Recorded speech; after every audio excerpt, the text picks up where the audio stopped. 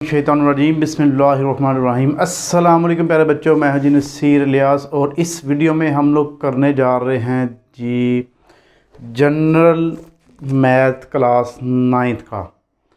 और इस वीडियो में हम लोग करेंगे पूरी किताब के इम्पॉर्टेंट शॉर्ट क्वेश्चन, या जिसे हम कह सकते हैं जी गेस करेंगे हम शॉर्ट क्वेश्चन के इस वीडियो में। 1 घंटे की वीडियो हो या 1.5 घंटे की हो, आपने वीडियो पूरी देखनी है। अगर आपने ये वीडियो पूरी देख ली तो फिर इंशाअल्लाह ताला अज़्ज़वजल कोई भी ऐसा शॉर्ट क्वेश्चन नहीं होगा जो आपके पेपर में ना आता हो। इसके अलावा इसके लॉन्ग क्वेश्चन की वीडियो अलग बनेगी, इसकी डेफिनेशंस की वीडियो अलग बनेगी, इसके एमसीक्यूज़ की वीडियो अलग बनेगी। और वो जो वीडियोस बनेगी वो इंग्लिश मीडियम उर्दू मीडियम दोनों बच्चों के लिए होंगी। जैसे ये देखें, मैंने इधर इंग्लिश लिख दिया।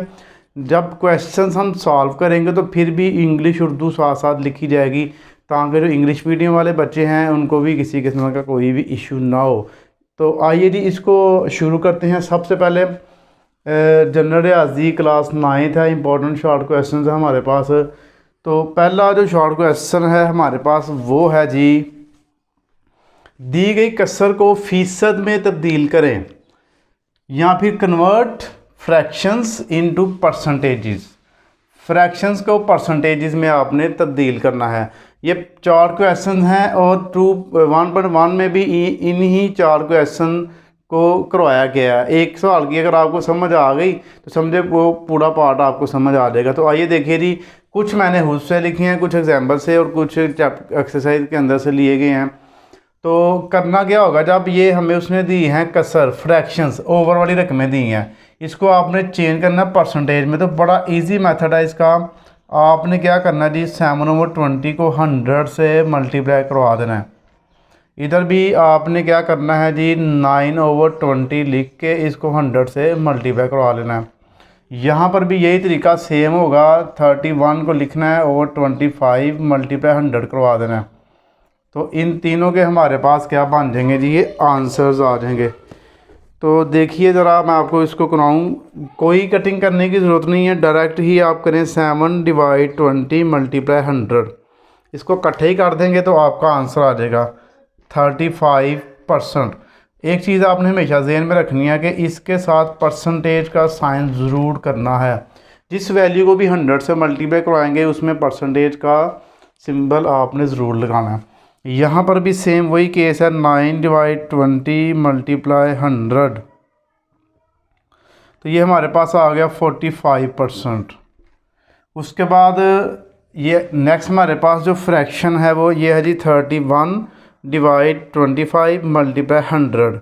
तो इसका भी आंसर आ गया 124%। ले जी, ये बड़े आसान आपके, वैसे एक भी मैं करवा देता तो फिर भी ठीक है, लेकिन मैंने आपको चेंज करवा के करवाए हैं।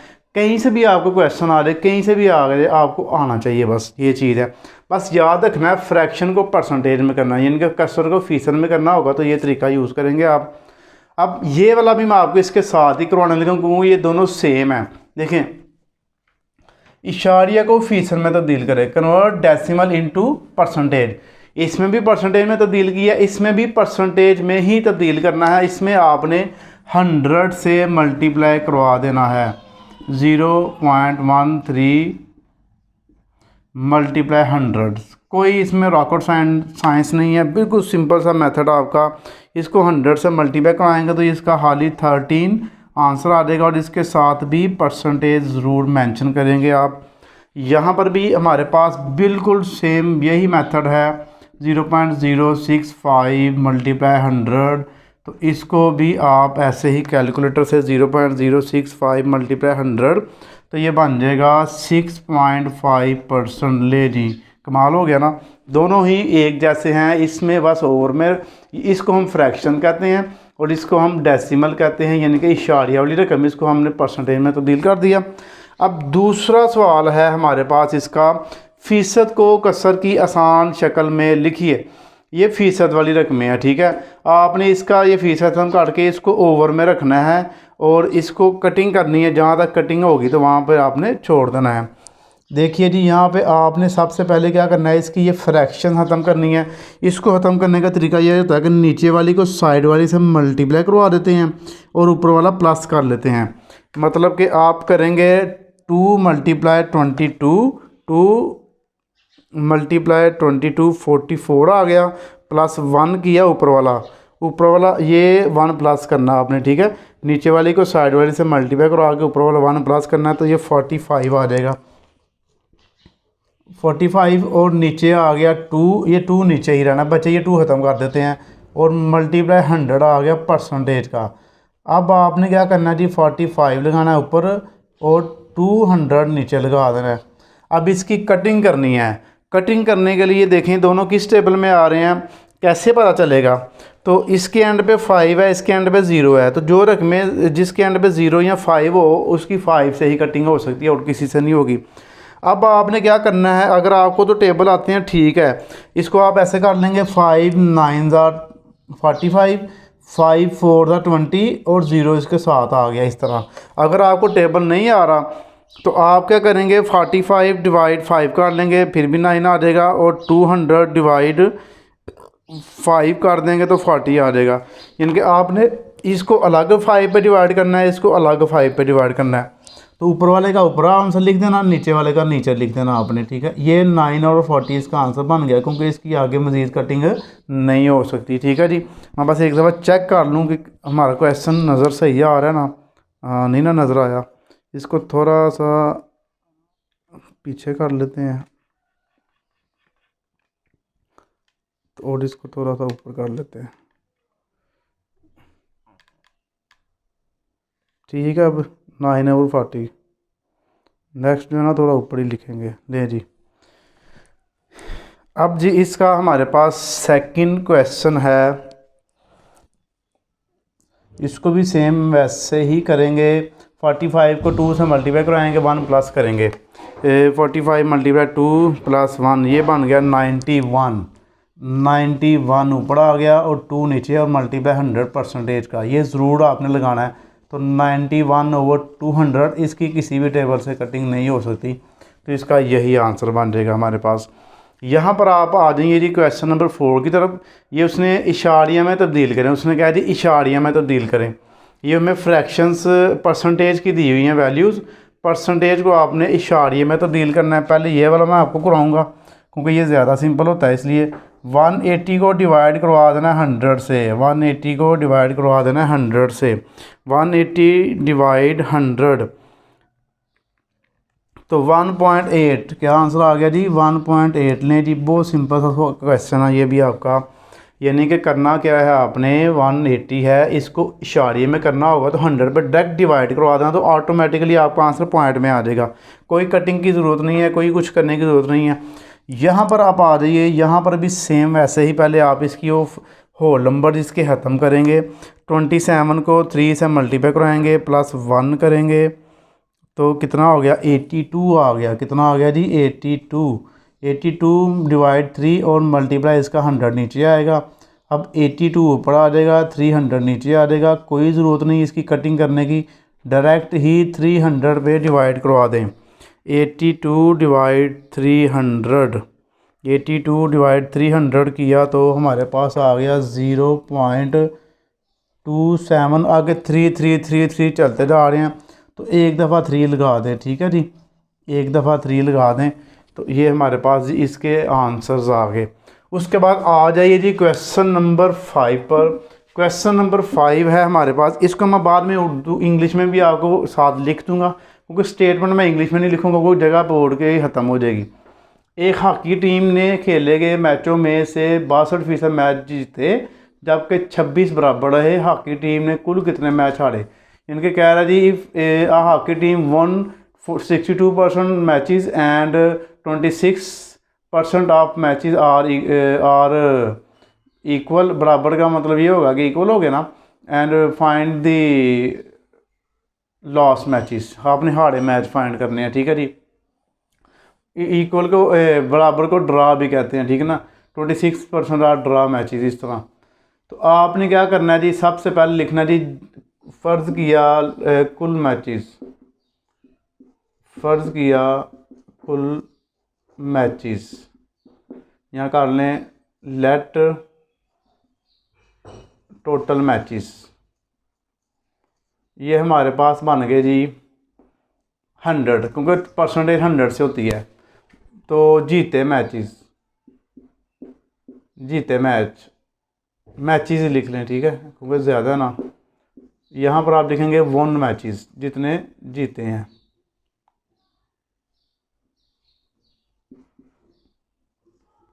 ये आ गए हमारे पास 62% बराबर मैचेस। यहाँ पर आप लिख लें ड्रा मैचेस, कितने ड्रा हुए हैं, ये कितने बराबर हुए हैं, 26%। उसके बाद आपने लिखना जी हारे हुए, आपने फाइंड करना लॉस्ट मैचेस, हारे मैचेस मालूम करने हैं, लॉस्ट मैचेस। तो आपने 100 में से इन दोनों को माइनस कर देना, 62% को और 26% को, ठीक है जी। तो जब आप 100 में से दोनों को माइनस करेंगे तो ऑटोमेटिकली हमारे पास क्या बच जाएगा जी, हारे हुए मैचेस आ जाएंगे हमारे पास 12%। ले जी, ये जो है इसका हमारे पास सिंपल सा आंसर आ गया। 5 क्वेश्चन हमने कर लिए हैं। अब इसके हम करते हैं जी अगले 5 या जितने भी इसके बोर्ड पे कवर होते हैं। तो जी बच्चों, आ जाइए अब हमारे नेक्स्ट क्वेश्चंस की तरफ। 6 क्वेश्चन और लिखे हैं इसके। अगर किसी किताब का 84% हिस्सा 420 सफ़ात पर मुश्तमिल हो तो किताब में कुल कितने सफ़ात होंगे। इसका क्वेश्चन बनेगा इंग्लिश में। अगर if 84% of the books consist of 420 pages, find the number of pages. तो सिंपल से आप पहले लिखेंगे 84% हिस्सा में सफ़ात,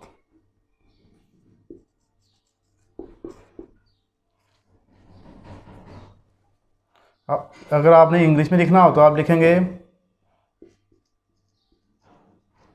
पेजेस इन 84% ऑफ बुक, ठीक है जी। तो इसका कितने जी 420 सफ़े हैं, ओके जी, एक इक्वल लगा लेते हैं। उसके बाद कुल टोटल पेज मालूम करने हैं, कुल सफ़ात यहाँ पर लिख लेंगे आप टोटल पेजेस, इंग्लिश मीडियम वाले लिखेंगे। अब 420 को आपने क्या करना है, 84 से इसको आपने डिवाइड कर देना है और 100 से मल्टीप्लाई करवा देना है। जब आपने टोटल पेजेस निकालने होते हैं ना, तो फिर आप 100 नीचे नहीं लगाते, 100 आपने ऊपर लगाना है और 84 नीचे लगा लेना। इस तरह ये बिल्कुल सिंपल सा मेथड, आसान सा मेथड आपको मैंने बता दिया। 420 मल्टीप्लाई 100 डिवाइड 84, 420 मल्टीप्लाई 100 डिवाइड 84। तो ये हमारे पास इसका बन गया जी 500 आंसर आ गया। बिल्कुल सिंपल सा मेथड आपको मैंने करवा दिया। अब नेक्स्ट जी, निस्बत को आसान तरीन शक्ल में लिखें, रिड्यूस इनटू सिंपलेस्ट फॉर्म। ये होगा आपका ऊपर क्वेश्चन इंग्लिश वालों का। आपने क्या करना है, ये सिंपल से सवाल होते हैं, ये इसकी बस कटिंग करवा के तो इसका आंसर देना होता है। दोनों किस टेबल में आ रहे हैं जी, दोनों आ रहे हैं 2 के टेबल में। 2 1 दा 2, 2 2 दा 4, 2 6 दा 12। यहाँ सिंपली आप ऐसा करें, 24 डिवाइड 2 करें या 12 डिवाइड 2 करें, तो हमारे पास ये 12 और 6 आ जाएगा।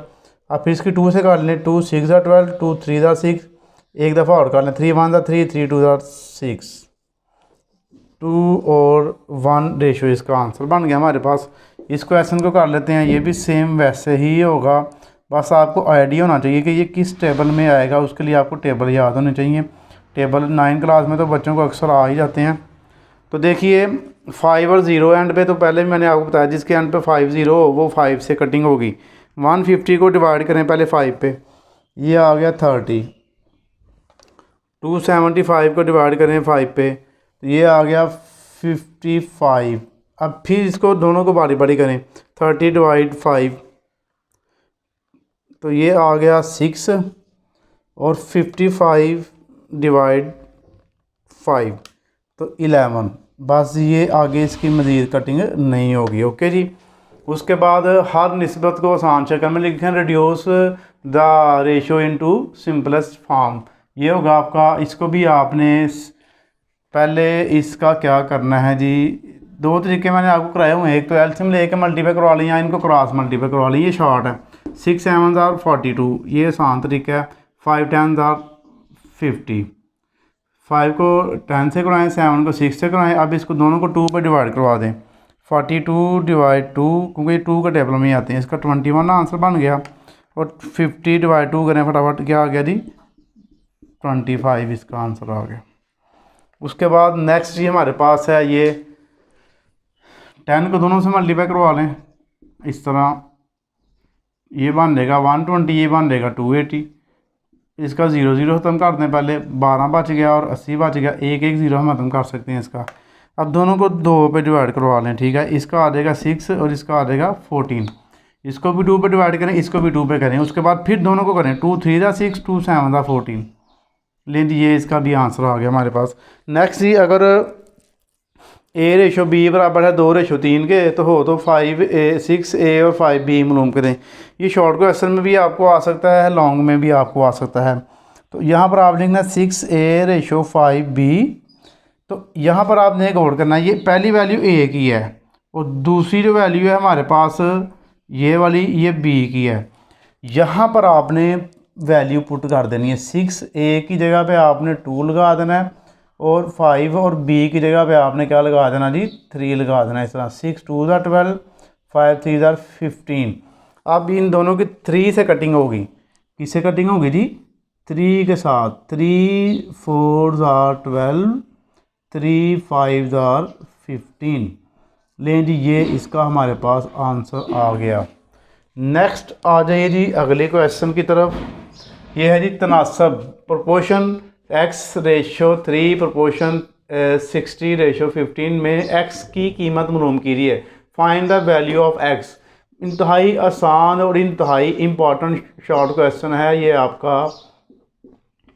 ये है, अब आपने क्या करना है जी, इसको करना है मल्टीप्लाई। कैसे? ये product of extremes multiply, extremes कहते हैं बाहर वाली वैल्यूज़ को, तरफैन हाथ से ज़रब बराबर होता है प्रोडक्ट ऑफ मीन्स। अंदर वाली जो वैल्यूज़ हैं उनके बराबर होता है। आप यहाँ पर इंग्लिश में लिख सकते हैं product of extreme is equal product of means, या तरफैन का हाथ से ज़रब बराबर होता है वस्तान के हाथ से ज़रब के। ठीक है, ये लिखना हो तो लिख सकते हैं, ना भी लिखेंगे तो फिर भी क्वेश्चन आपका ठीक होगा। एक्स को मल्टीप्लाई कराएंगे आप 15 से, तो यहाँ पर हो जाएगा 15 मल्टीप्लाई एक्स इज इक्वल 3 को मल्टीप्लाई करवाएंगे आप 60 के साथ। ओके जी, अब यहाँ पर ये भी मल्टीप्लाई हो रहा है, ये भी मल्टीप्लाई हो रहा है। तो ये जो 15 मल्टीप्लाई हो रहा है, इधर आके इसको आप डिवाइड करवा देंगे। पहले इन दोनों को मल्टीप्लाई करवाना, 3 6 18, ये 180 हो गया। 15 को इसके नीचे ला के डिवाइड करवा लें। अब 180 को 15 पे डिवाइड कर देंगे आप, 180 डिवाइड 15, तो इसका हमारे पास 12 आंसर आ जाएगा। देखें आसान है ना, बिल्कुल इजी क्वेश्चन है, बड़ा इंपॉर्टेंट शॉर्ट क्वेश्चन, आपने ज़रूर करना है इसको। अब नेक्स्ट जी, 20 कलम 2000 रुपये के हों तो ऐसे 40 कलम कितने के आएंगे? Price of 20 pen is 2000, find the price of 40 pen. Okay जी, ये हमारे पास इंग्लिश में क्वेश्चन हो गया। यानी कि कह रहा है 20 कलम 2000 के आ रहे हैं तो 40 कितने के होंगे? ऑटोमेटिकली 4000 के होने हैं। क्यों, वजह क्या है? 20 2000 के हैं तो 40 उसके डबल हो जाएंगे। इसको सॉल्व करते हैं। अगर कलम ज़्यादा होंगे तो पैसे भी ज़्यादा देने पड़ेंगे, कलम कम होंगे तो पैसे भी कम देने पड़ेंगे। यहाँ पर आप लिखेंगे जो चीज़ मालूम करनी है, जो चीज़ आपने मालूम करनी है वो पहले लिखनी है। वो मालूम हमने करनी है कीमत, तो कीमत आप लिख लें। उर्दू में आप लिखेंगे, इंग्लिश में प्राइस, और उर्दू में आप लिखेंगे कीमत, और रेशो लगाएंगे दरमियान में। और यहाँ पर आप लिखेंगे कलम, पेन, पेन, और नीचे आप उर्दू में लिख लें कलम, इस तरह। तो ये हमारे पास आ गया जी। जो चीज़ मालूम करनी है वो पहले आनी है, बस ये ज़हन में रखिएगा। प्राइस है पहले जी 2000, कितनी है जी 2000, और अब कलम कितने थे तो 20। अब कितनी प्राइस होगी कोई पता नहीं, एक्स लगा दें, और कलम कितने हैं 40, इस तरह। तो ये हमारे पास डायरेक्ट प्रोपोर्शन है, पैसे ज़्यादा कलम ज़्यादा पैसे ज़्यादा, कलम कम होंगे पैसे भी कम होंगे। तो इसके एरो आपने दोनों ही ऊपर की तरफ लगाने हैं। अब नीचे वाली वैल्यू ऊपर लिखी जाएगी और ऊपर वाली नीचे। इधर भी 40 ऊपर आ जाएगा और 20 नीचे आ जाएगा। यहाँ पर 40 को 20 पे सेम ऐसे ही रखें। ये 2000 जो है 2000 डिवाइड हो रहा है, इधर आकर 2000 मल्टीप्लाई हो जाएगा। अब यहाँ पर हमारे पास इसका आंसर आने लगा जी 40 डिवाइड 20 मल्टीप्लाई 2000। तो ये हमारे पास इसका आंसर आ गया जी 4000। मैंने आपको आंसर पहले ही बता दिया था, तो ये वही आंसर हमारे पास आ गया। ओके जी, अब आइए जी इनके नेक्स्ट क्वेश्चंस की तरफ। तो जी बच्चों आ जाइए जी, अब हमारे पास है जी क्वेश्चन नंबर 12, 13 और 14। ये मैंने सिंगल सिंगल इसलिए लिखा है क्योंकि मैं आपको ये बड़ी तफसील से तसल्ली से समझा सकूं। ये जो क्वेश्चंस हैं ख़ास तौर पे बड़े इंपॉर्टेंट शॉर्ट क्वेश्चन हैं, आपके लॉन्ग में भी यही सेम आ सकते हैं आपको। ठीक है जी, लॉन्ग क्वेश्चन 80% जो है ना वो इनमें से आता है। एरोज वाले जो क्वेश्चन है इनको अच्छी तरह करना है आपने। तो आइए जी, 6 आदमी एक काम को 12 दिन में करते हैं। 6 men do a work in 12 days। अगर 12 आदमी मज़ीद रख लिए जाएँ तो वही काम कितने दिन में मुकम्मल होगा। If 2 men more employed then how many days will the same work be completed. तो इसको मैं करूँगा आपके सामने ही, देखिए कैसे होगा। कहता है 6 आदमी एक दिन एक काम को 12 दिन में करते हैं। अगर 2 आदमी और रखे जाएँ तो कितने दिनों में काम पूरा होगा। दिन मालूम करने हैं, डेज लिखेंगे आप पहले, फिर रेशो आ गई बीच में, उसके बाद मेंस डे, इसके लिखेंगे आप आदमी।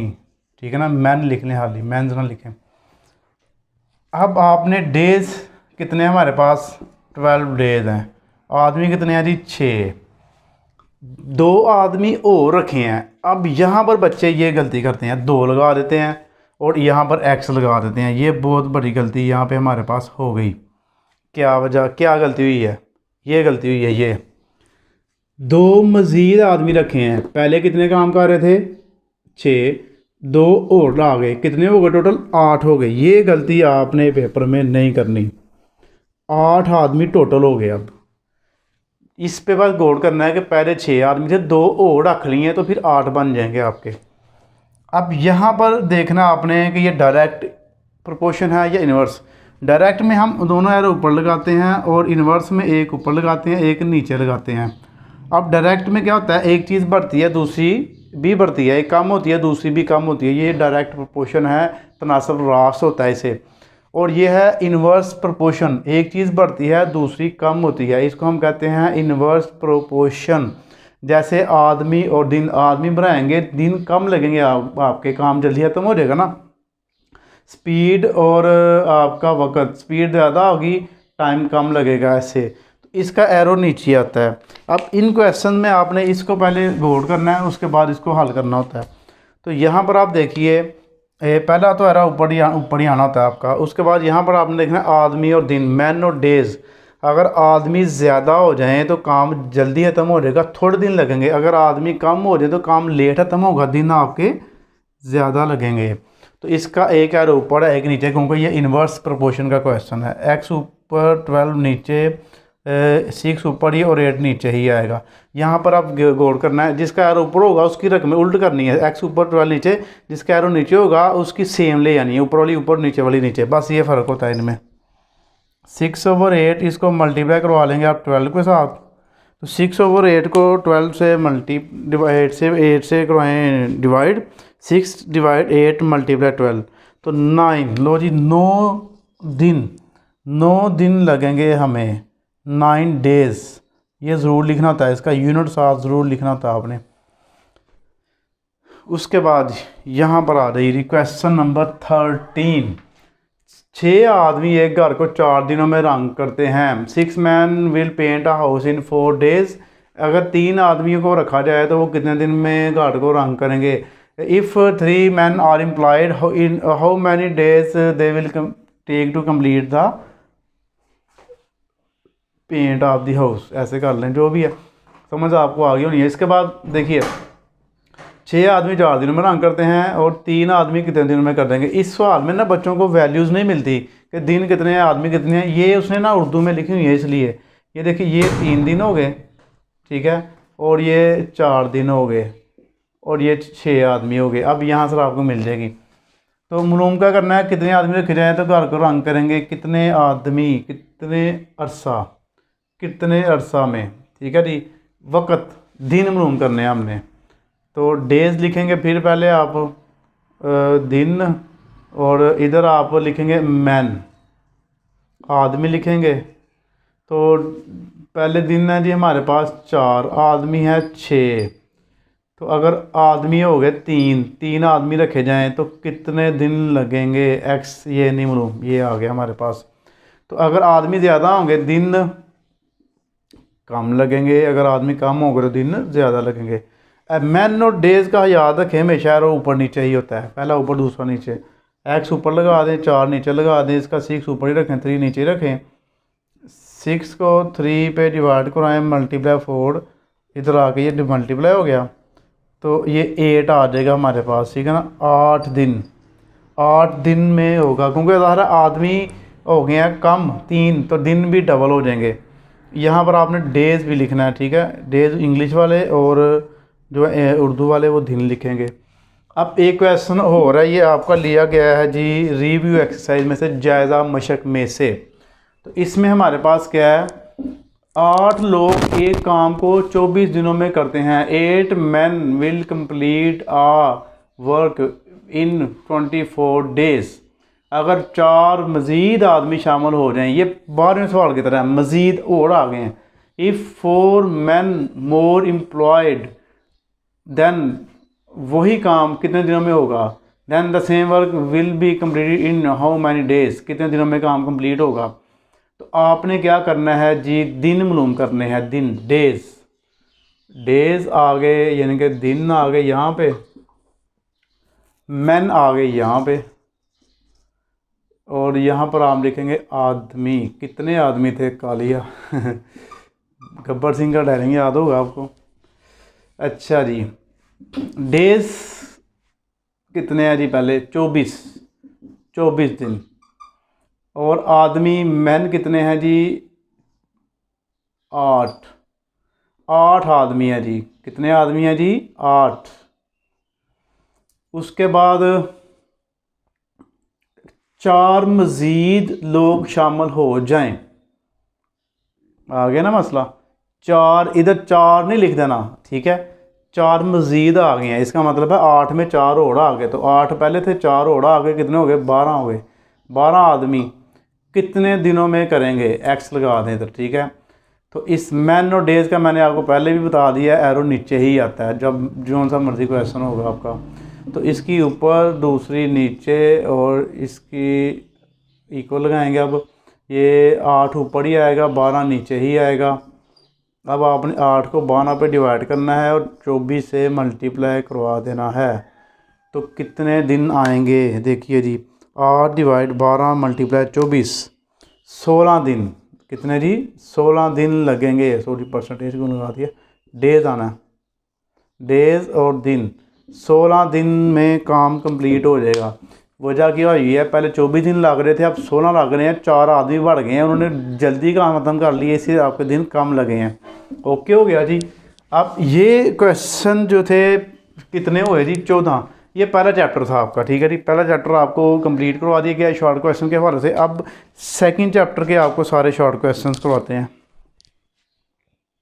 अब हम करते हैं जी, ये सेकंड चैप्टर के शॉर्ट क्वेश्चन आ गए हमारे पास, इसको हम अब करते हैं। पहला जी हमारे पास शॉर्ट क्वेश्चन है, 15 लाख रुपए पर ज़कात मालूम करें।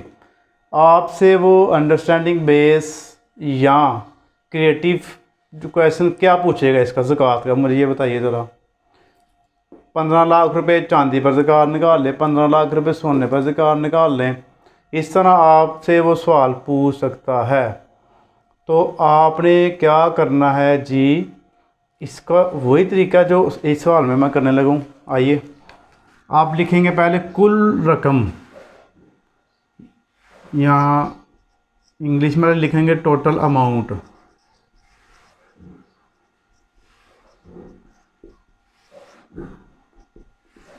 15 लाख रुपए, 15 लाख। उसके बाद आप लिखेंगे रेट ऑफ ज़कात, रेट ऑफ ज़कात, या फिर ज़कात की शरह, वो है जी 2.5%। ये आपको याद होना चाहिए। जिस रकम की भी ज़कात निकालनी होगी उसको 2.5 से मल्टीप्लाई करवा देते हैं और 100 पे डिवाइड करवा देते हैं। अब यहाँ पर हम फाइंड करेंगे अमाउंट ऑफ ज़कात।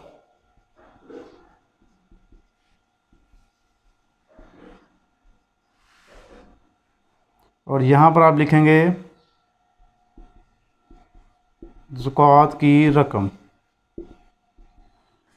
आपने 15 लाख रुपए को मल्टीप्लाई करा देना 2.5 से और डिवाइड करा देना 100 से। तो इस तरह ये इसका आंसर आ जाएगा हमारे पास, ठीक है जी। तो ये बनेगा, देखिए 15 लाख मल्टीप्लाई 2.5 डिवाइड 100, 37,500,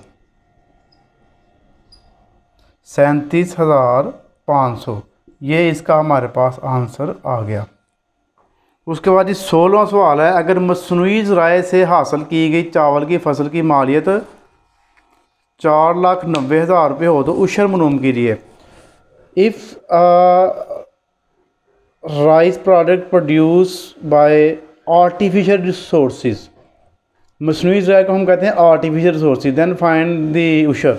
उशर मालूम करना आपने, ठीक है जी। एक होता है उशर मसनूई ज़राए का और एक होता है कुदरती ज़राए का, नेचुरल रिसोर्सेज। जो आर्टिफिशियल रिसोर्सेज होते हैं उनका रेट होता है 5%, और जो नेचुरल रिसोर्स होते हैं, जो कुदरती ज़राए होते हैं, उनका रेट होता है 10%। उशर के दो ही रेट हैं, ये आपने याद रखना है। ओके जी। अब यहाँ पर हम लिखेंगे अमाउंट, यहाँ कुल रकम लिख लें। ये है जी 4,90,000 रुपया। उशर की शरह अब लिख लें मसनूई ज़राए पर उशर की शरह, या रेट ऑफ उशर on artificial resources, rate of उशर ऑन आर्टिफिशियल रिसोर्सेज, वो है जी आर्टिफिशियल का 5% है। क्या है जी? 5%। अब आप यहाँ पर लिख लेंगे अमाउंट ऑफ उशर,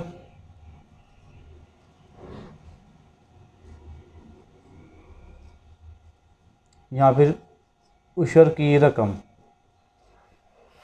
तो आप 4,90,000 को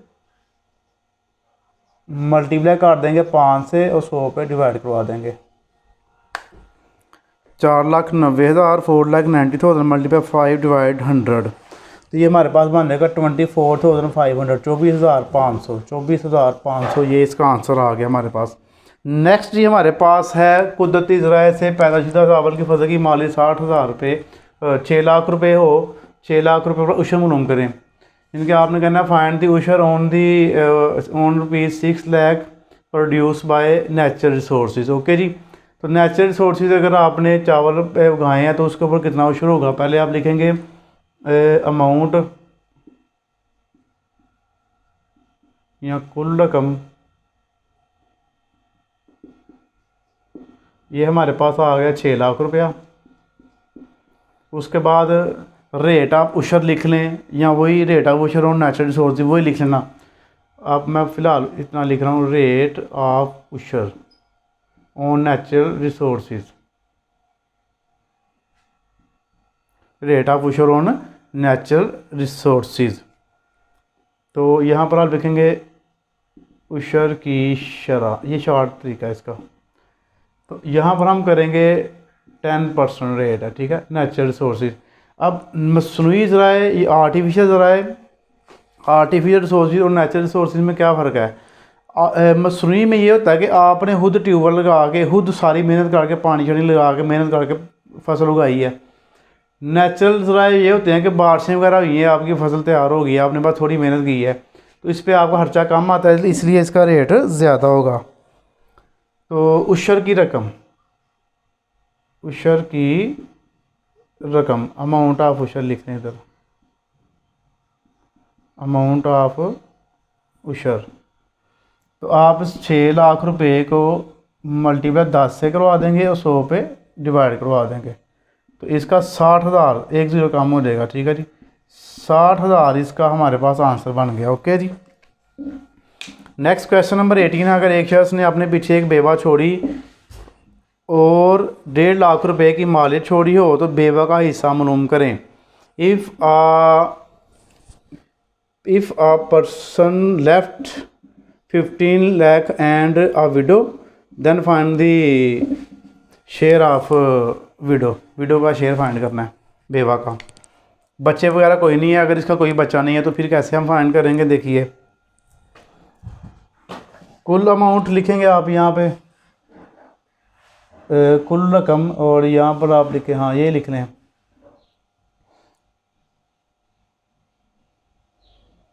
अमाउंट यहाँ कुल रकम 15 लाख रुपए आ गया। शेयर ऑफ विडो,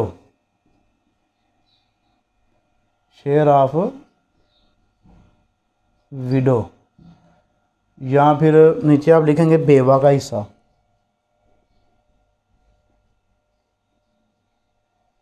जब बच्चे ना हो तो बेवा का हिस्सा होता है 1/4।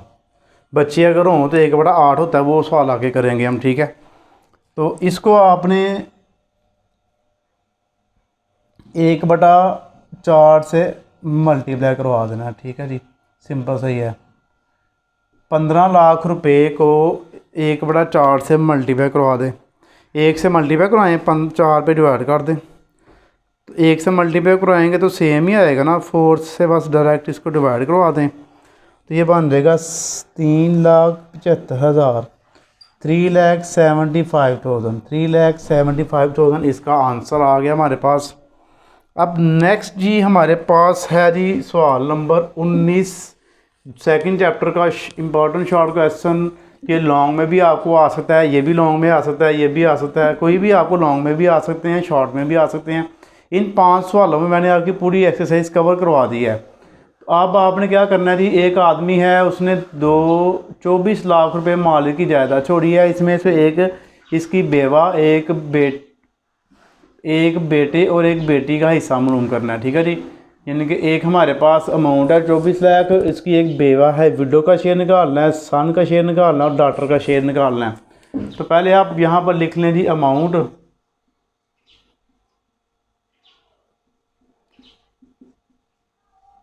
कुल रकम हमारे पास आ गई 24 लाख, 24 लाख। फिर आप यहाँ पर करेंगे शेयर ऑफ विडो,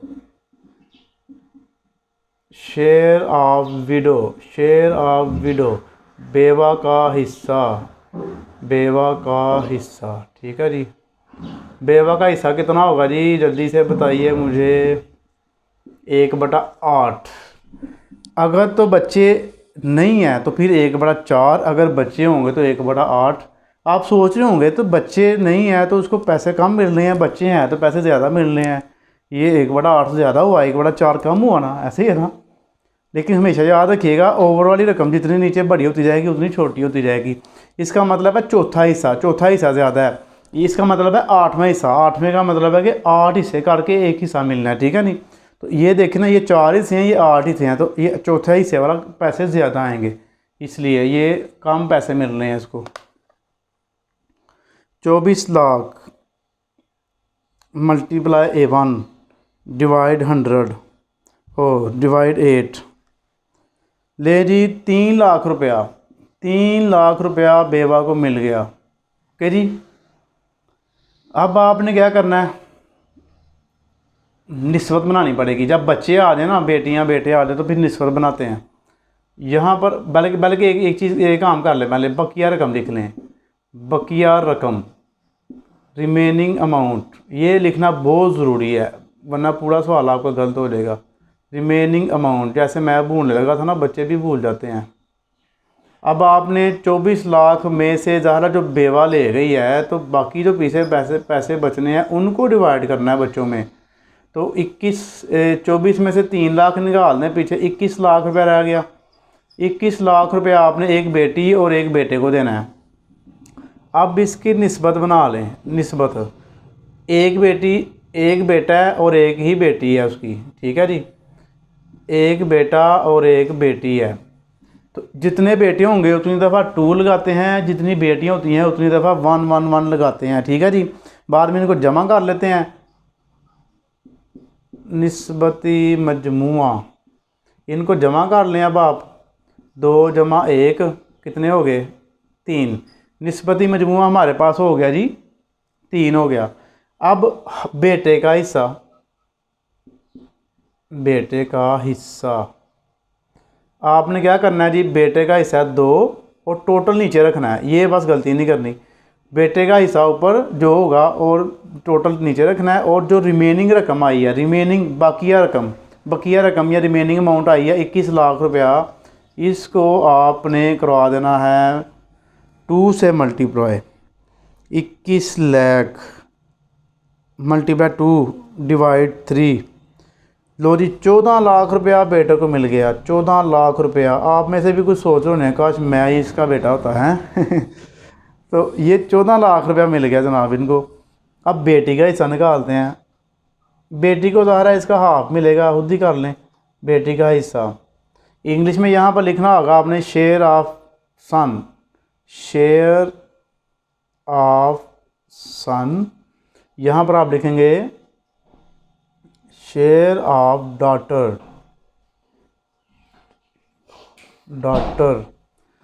तो अब आपने क्या करना है जी, 21 लाख रुपए को मल्टीप्लाई कराना है 1/3 से।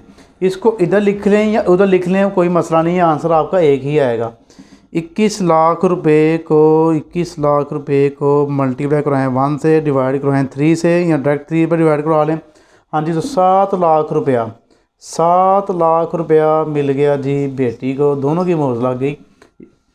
तो ये जी हमारे पास सेकंड चैप्टर के हो गए। अब थर्ड चैप्टर के जितने बनते हैं वो आपको करवाते हैं।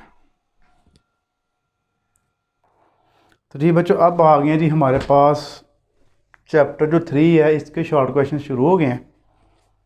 तो जो पहला पार्ट है ना आपका शॉर्ट क्वेश्चन का जो बनता है, पहला पार्ट जो बनता है आपका, वो पहला, दूसरा, तीसरा चैप्टर मिला के तो पहला पार्ट बनता है, जिसमें से एक तो डेफिनेशन आ जाती है और बाकी ये शॉर्ट क्वेश्चन आपको आ जाते हैं।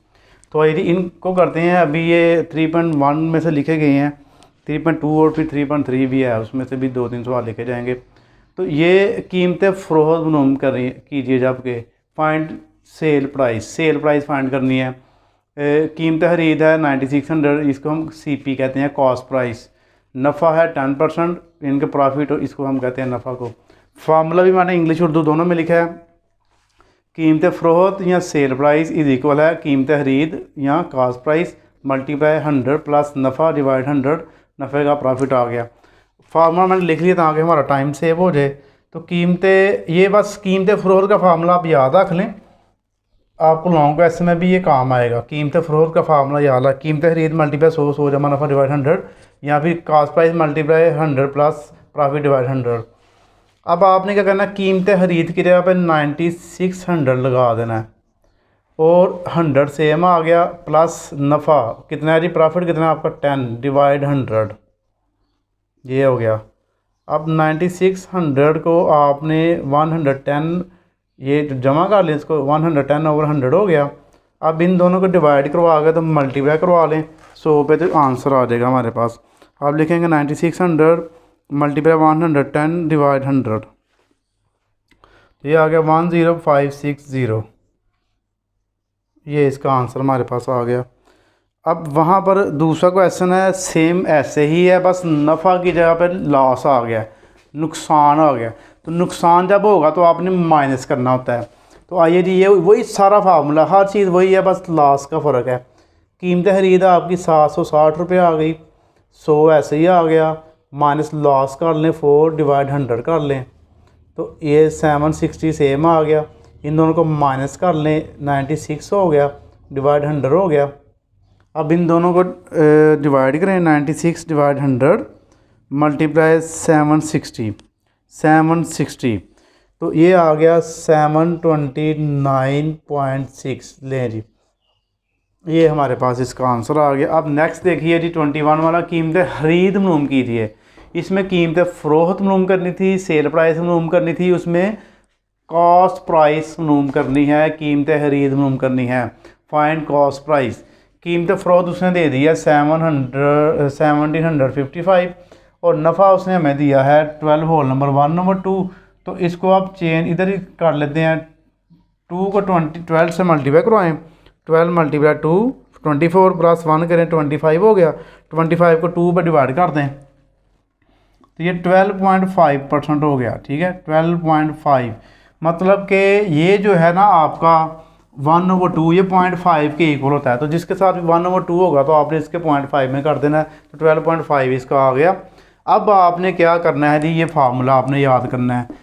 कीमत खरीद कॉस्ट प्राइस बराबर है कीमत फ़रोख्त मल्टीप्लाई 100 जमा नफ़ा, sale price multiply 100 plus profit, 100 plus profit.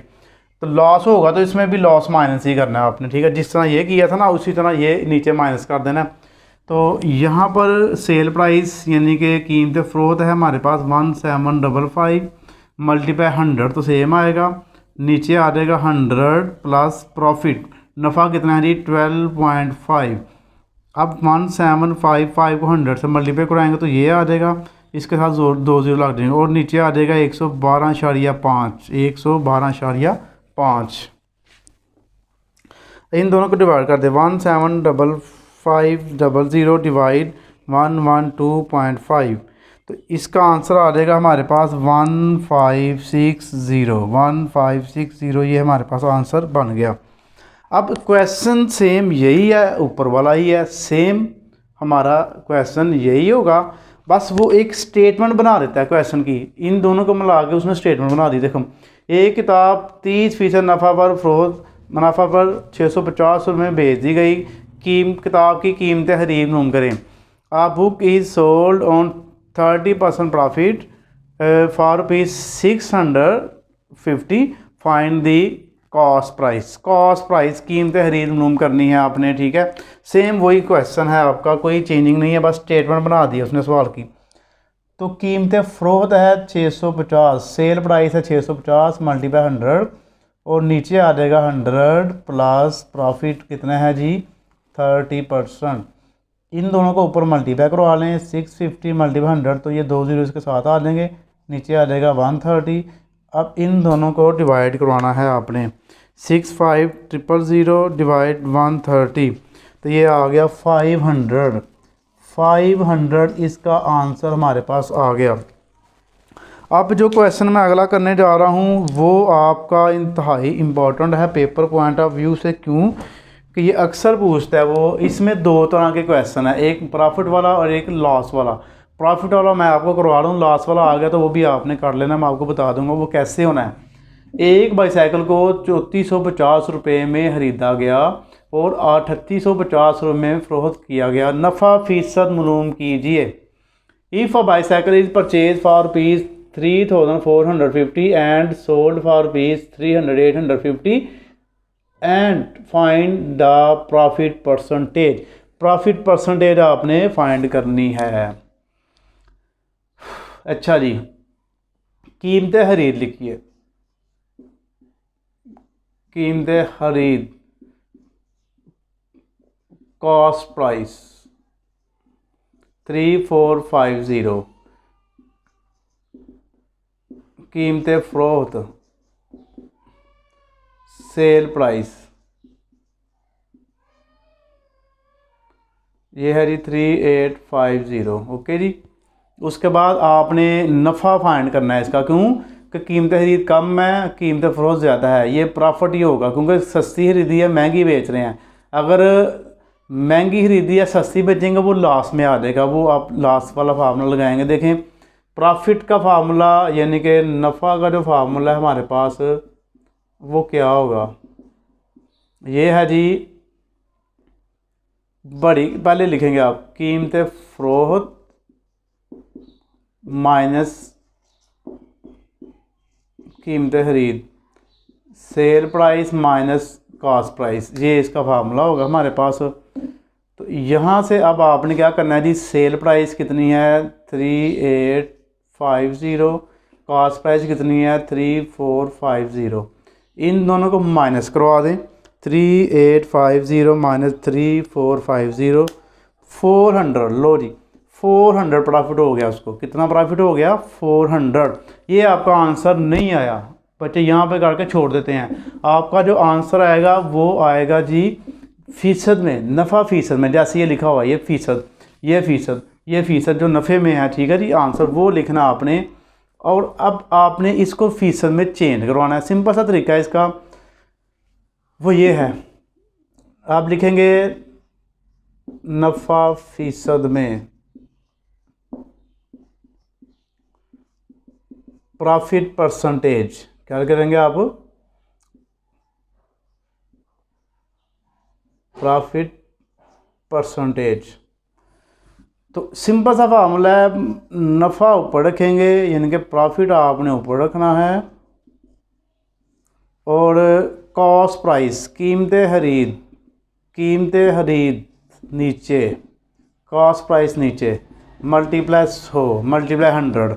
अब यहाँ पे मैं आपको बता दूँ थोड़ा सा लॉस, अगर लॉस आ गया, लॉस आएगा तो ये तो लिखेंगे आप लॉस, ये कीमत खरीद इधर आ जाएगी, कीमत फ़रोख्त उधर हो जाएगी, क्योंकि ये कीमत खरीद बड़ी हो जाएगी ना, फिर ये इधर आ गई, इधर आ गई, ये इधर हो गई, इधर होगी, वैल्यू लॉस आ गया, फिर प्रॉफिट की जगह के ऊपर लॉस आ जाएगा, ठीक है। इधर भी लॉस परसेंटेज आ जाएगी नुकसान फ़ीसद में, तो बाकी नीचे ये दोनों चीज़ें सेम रहनी है। तो अब नफ़ा की जगह पे आप लिखेंगे 400, कॉस्ट प्राइस कीमत खरीद, कॉस्ट प्राइस 3450 मल्टीप्लाई 100, लें जी ये इसको डिवाइड करवा दें तो आपका प्रॉफिट परसेंटेज या नफ़ा फ़ीसद में आ जाएगा। 400 डिवाइड 3450 मल्टीप्लाई 100,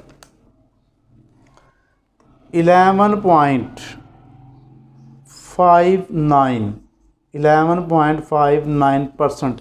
इसके साथ परसेंटेज ज़रूर मेंशन करनी है आपने, वरना आपका नंबर कट सकता है। ले जी ये तीसरे चैप्टर के 23 तक हो गए। अब इसके नेक्स्ट करते हैं जी चैप्टर नंबर 3 के आखिरी 4 सवाल आते हैं हमारे पास, ठीक है जी। 24, 25, 26 और 27। तो ये पहले जो 27 सवाल हैं ये आपको पार्ट 1 में आएंगे इनमें से, ठीक है जी। पहला जो पार्ट होता है ना शॉर्ट क्वेश्चन का, उसमें आएंगे। तो पहला जी कीमत फ़रोख्त मालूम कीजिए। दर्जशुदा कीमत दी है उसने हमें और छूट दे दी है। अब इसमें ना हमारे पास मार्क्ड प्राइस आ गई है, फाइंड सेल प्राइस है। तो दर्जशुदा कीमत को मार्क्ड प्राइस कहते हैं, MP कहते हैं 728, छूट को डिस्काउंट कहते हैं 6%। अब आपने क्या करना है जी, सेल प्राइस मालूम करनी है।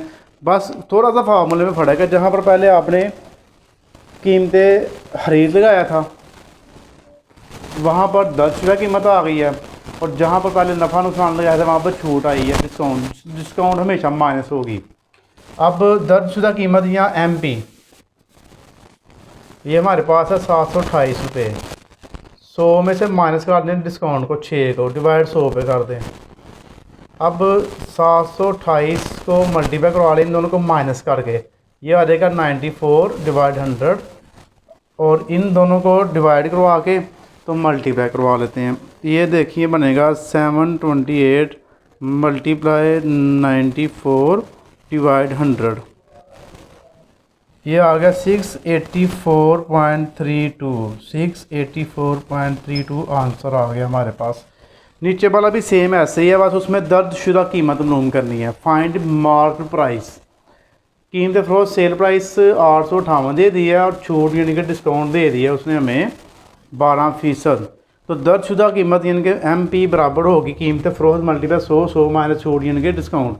वही फार्मूला सारा sale price multiply 100 minus discount नीचे आ गया बस। कीमत फ़रोख्त है 858 मल्टीप्लाई 100 और नीचे होगा 100 माइनस 12। ऊपर इसको मल्टीप्लाई करवा लें, 2 ज़ीरो इसके साथ आ जाएंगे, ठीक है जी। और 88 नीचे आ गया, 88 पे इसको डिवाइड कर दें, 858 00 डिवाइड 88। तो इसका आंसर हमारे पास बन गया 975। ये इसका आंसर आ गया हमारे पास। नेक्स्ट आ रही है जी हमारे पास है 26 वाला। ये इंपॉर्टेंट लॉन्ग क्वेश्चन भी है, आपको शॉर्ट में भी आपको पूछ सकता है। वो 3 अशास में 33,000 रुपये नफ़ा को तस्कीम करें, जबकि इनके हिस्सों में निस्बत 3, 5, 7 है। डिवाइड प्रॉफिट और rupees 33,000 among 3 persons if the ratio between them are 353। ये रेशो है इनके दरमियान, इनका आपने हिस्सा मालूम करना तीनों का। पहले आप लिखेंगे नफ़ा, मतलब कि प्रॉफिट लिखेंगे आप कितना जी 33,000।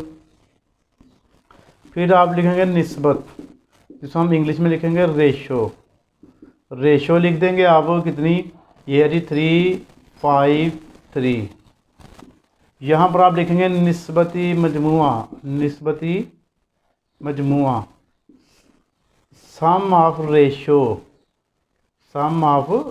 इनको जमा कर लें 353 तो कितना हो गया 11। अब आप लिखेंगे शेयर ऑफ फर्स्ट पर्सन, पहले शख्स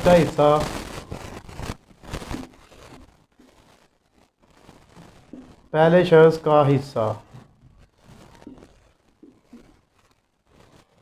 शेयर ऑफ फर्स्ट पर्सन, ये हो जाएगा 3/11 मल्टीप्लाई 33,000। तो पहले थर्ड शख्स का 3 हिस्से थे, उसको टोटल पे डिवाइड करना है और 33 पे आपने 33,000 से मल्टीप्लाई करवा लेना। तो 3 डिवाइड 11 कर लें, मल्टीप्लाई 33,000 कर लें, 9,000 आ गया पहले का हिस्सा। दूसरे का भी सेम ऐसे करेंगे आप, दूसरे शख्स का हिस्सा, शेयर ऑफ सेकंड पर्सन। तो आप क्या करेंगे 5 ऊपर रखेंगे, 11 नीचे रखेंगे, मल्टीप्लाई 33,000 कर देंगे। 5/11 मल्टीप्लाई 33,000, इसका आ जाएगा 15,000 दूसरे का आ गया। अब यहाँ पर आप लिखेंगे तीसरे शख्स का हिस्सा, शेयर ऑफ थर्ड पर्सन, वही 3/11 मल्टीप्लाई 33,000। तो इसका वही सेम आ जाएगा ना, 9,000 ही आ जाएगा, क्योंकि इसकी रेशो सेम है, इसने सेम हिस्सा डाला हुआ है। सेम क्वेश्चन यही आ गया। असलम, अनवर और अकरम ने एक कारोबार में 25,000 रुपये नफ़ा कमाया, हर एक का हिस्सा मालूम करे अगर हिस्सों में निस्बत 4, 7, 14 हो, ठीक है जी, 4, 7, 14 निस्बत हो। सेम यही है, सेम टू सेम हर चीज़। पहले आप लिखेंगे जी नफ़ा, प्रॉफिट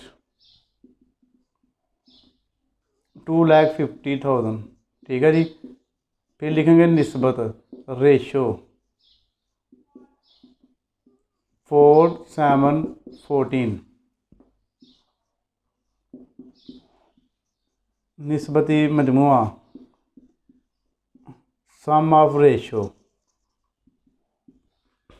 4 + 7 + 14, ये हो जाएगा 4 + 7 + 14 25।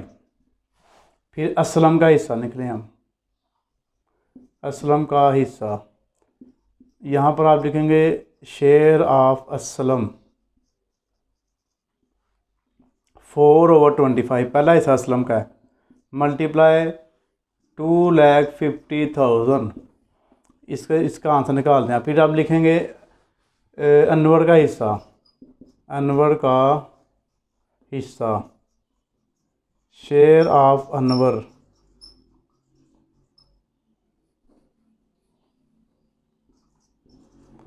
ओके जी।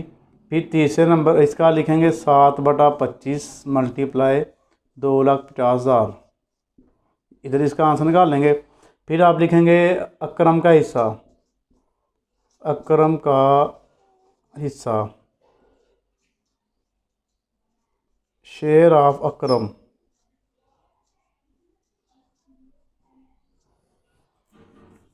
उसका आप करेंगे 14/25 मल्टीप्लाई 2.5 लाख, ओके जी। अब आप करेंगे, देखिए 4/25 मल्टीप्लाई 2.5 लाख, 40,000 असलम को मिल गए। 7/25 मल्टीप्लाई 2.5 लाख, 70,000 मिल गए अनवर को, क्योंकि इसने पैसे ज़्यादा दिए हैं। फिर 14/25 मल्टीप्लाई 2.5 लाख, 1,40,000 मिल गए इसको अकरम को, क्योंकि उसने पैसे भी ज़्यादा दिए हैं ना, उसका 14वां हिस्सा है। लें, ये हमारे पास इसके शेयर्स आ गए। तो लें बच्चों, तीसरा पार्ट आपका जो है ना, तीसरे चैप्टर, ये भी इसके भी शॉर्ट कंप्लीट हो गए। नेक्स्ट इसके करते हैं जी चैप्टर 4 के, ठीक है, और आगे जितने चैप्टर हैं सब के करते हैं। 27 सवाल तो हो गए हैं अभी तक हमारे पास। इसकी डेफिनेशन भी आपको मिलेंगी, इसके लॉन्ग क्वेश्चन भी मिलेंगे, और MCQs भी इंग्लिश उर्दू दोनों में बनाएंगे, ताकि इंग्लिश मीडियम वाले बच्चों के लिए मसला ना हो। तो आइए आगे करते हैं। अब आ रहे हैं जी, ये चैप्टर नंबर जो 4 है, उसके इंपॉर्टेंट शॉर्ट क्वेश्चन। इसके इतने ज़्यादा नहीं है, बिल्कुल नॉर्मल से हैं, क्योंकि इसके ज़्यादातर जो क्वेश्चन हैं वो सेम ही हैं। तो पहला जो इसका अक्सर पेपर में आ जाता है, अक्सर 5,000 सऊदी रियाल को पाकिस्तानी पैसों में तब्दील करें, या कह सकता जी convert 5,000 Saudi riyal into Pakistani rupees. तो आपने क्या करना है जी, इसको पहले आपने करना है जी सऊदी रियाल्स, सऊदी रियाल्स 5,000, या उर्दू में लिखेंगे आप सऊदी रियाल। अब आपने क्या करना है, इसको पाकिस्तानी पैसों में चेंज करना है। आप लिखेंगे यहाँ पर पाकिस्तानी रुपीज़, पाकिस्तानी रुपीज़, या फिर उर्दू में लिख लें पाकिस्तानी पैसे। आपने क्या करना है जी, इसको मल्टीप्लाई कराना है सऊदी रियाल के रेट से। अब यहाँ पर आपको मसला आता है कि पेपर में आप कहते हैं जी रियाल का तो हमें रेट का पता ही नहीं होता, यहाँ पेपर में वो देता है कि नहीं देता, पेपर में वो देता है। जब भी ये वाला सवाल उसने दिया है तो उसने पेपर में ज़रूर दिया है। तो मैं आपको लिख रहा हूँ 1 Saudi riyal is equal, article मेरे 70 के आगे पीछे ही है, जो करंट रेट है वही लिख लेते हैं, इसको 70.70 कर लेते हैं। आपको जो भी रेट पेपर में दिया होगा आपने वो वाला अप्लाई करना, ठीक है, आपने वो वाला अप्लाई नहीं करना। 70.70 उसने आगे आपको रेट ज़रूर दिया होगा, इसकी टेंशन नहीं लेनी है आपने, रेट आपको ज़रूर देगा वो। तो आप करेंगे 5,000 मल्टीप्लाई 70.70, ये मैंने खुद से लिखा है, इसका फ़र्ज़ी रेट लिखा है, ठीक है जी, 353500। तो ये पाकिस्तानी पैसे पाकिस्तानी रुपीज़ में चेंज हो गए, बस इतना ही होगा इसका। अगर 29 वाला क्वेश्चन हमारे पास, अगर हम 10% सालाना शरह से एक सेविंग्स अकाउंट में 1,000 रुपये लगाते हैं तो एक साल में हमें कितने पैसे मिलेंगे। If we invest 1,000 in and saving account at the rate of 10%, how much money we will get after 1 year, एक साल के बाद हमें कितने पैसे मिलेंगे। तो सबसे पहले आपने देखा हमारे पास है क्या है, एक है शरह, एक है जी हमारे पास साल, मुद्दत 1 साल है, और पैसे हमारे पास है कितने जी 1,000। तो पहले हमने लिखना होता है असल ज़र, जो पैसे हमारे पास हैं, असल ज़र 1,000 है, इसको हम कहते हैं जी प्रिंसिपल। क्या कहते हैं, प्रिंसिपल। इंग्लिश में आप इसको प्रिंसिपल कहेंगे और उर्दू में आप इसको कहेंगे असल ज़र। उसके बाद शरह, रेट, रेट लिखेंगे आप इसको उर्दू में शरह के तौर पे ऐसे, ये 10% हो गया। उसके बाद इसकी आ गई टाइम कितना है, मुद्दत 1 साल है, ठीक है। टाइम यानी कि मुद्दत उर्दू में हम इसे कहते हैं, इंग्लिश में टाइम कहते हैं, वो है जी 1 साल। 1 साल। अब हमने क्या करना जी, 1 साल के बाद हमें कितने पैसे मिलेंगे, तो मैं इसको ना इधर इसका फार्मूला लिखता हूँ। तो इसका फार्मूला हमारे पास होगा जी, मुनाफा मालूम करना है हमने, तो सादा मुनाफा इज़ इक्वल मुनाफा, यहाँ इधर आप लिखेंगे प्रॉफिट इज़ इक्वल, उर्दू वाले मुनाफा लिखेंगे, इंग्लिश वाले प्रॉफिट लिखेंगे। यहाँ पर आप लिखेंगे असज़र मल्टीप्लाई मुद्दत मल्टीप्लाई शरह, ठीक है जी। और डिवाइड आप करवा देंगे इसको 100 के साथ।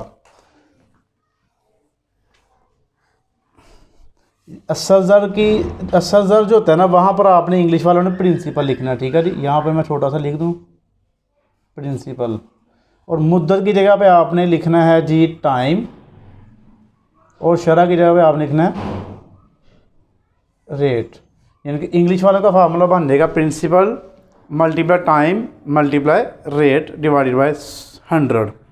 अब आपने क्या करना है, इन तीनों को आपने मल्टीप्लाई करवा देना है।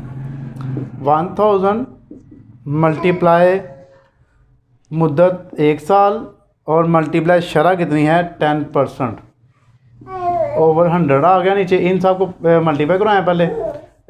1000 मल्टीप्लाई आप करेंगे ना 10 के साथ, तो आपका आ जाएगा 10,000 डिवाइड 100। इनको आप कटिंग कर दें, 2 0 100 रुपये आ गया। 100 रुपया 1 साल के बाद आपको क्या मिलेगा जी, प्रॉफिट मिलेगा। ये 100 रुपये जो है आपको प्रॉफिट के तौर पर मिलेंगे 1 साल के बाद। लेकिन ये इसका आंसर आ गया हमारे पास। अब इसका ये वाला क्वेश्चन करते हैं, दूसरे वाला जो है इसको मैं रेज़ करने लगूँ, ठीक है। इसको रेज़ करके तो फिर अगला करते हैं।